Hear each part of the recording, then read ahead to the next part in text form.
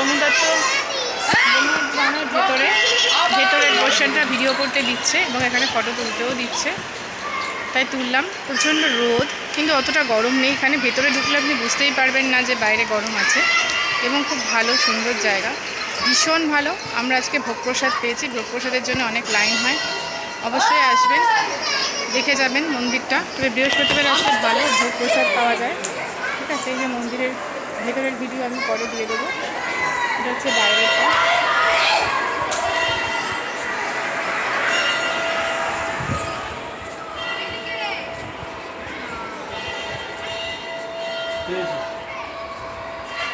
দেখুন, খুব শান্তি প্রশান্তি পাওয়া যায়।